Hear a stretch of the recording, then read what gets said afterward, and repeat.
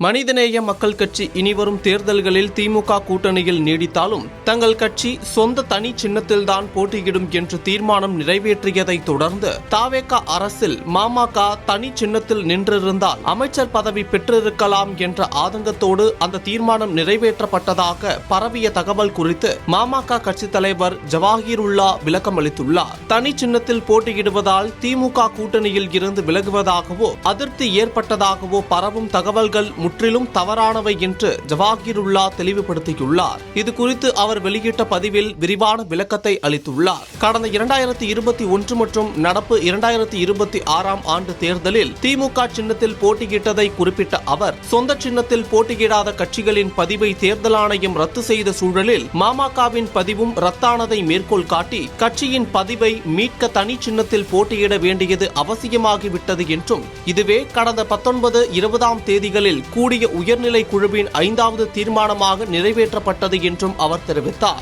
மேலும் தனி சின்னத்தில் நின்றிருந்தால் தாவேகா அரசில் அமைச்சர் பதவி பெற்றிருக்கலாம் என்ற ஆதங்கத்தோடு அந்த தீர்மானம் நிறைவேற்றப்பட்டதாக சமூக வலைதளம் மற்றும் சில ஊடகங்களில் திரித்து பரப்பப்பட்ட செய்தி முற்றிலும் தவறான ஒன்று என்று அவர் விளக்கியுள்ளார். அது மட்டும் இல்லாமல் கடந்த 2019 ஆண்டு நாடாளுமன்ற தேர்தலில் போட்டியிட மாமகவுக்கு வாய்ப்பளிக்கப்படாததையும் 2024 வாய்ப்பு மறுக்கப்பட்ட சூழலிலும் மு.க. ஸ்டாலின் கரத்தை வலுப்படுத்தும் நோக்கில் திமுக கூட்டணியின் வெற்றிக்காக மாமகவின் தொண்டர்கள் உழைத்தார்கள் என்பதை ஜவாஹிருல்லா நினைவு கூர்ந்தார் என்பது குறிப்பிடத்தக்கது.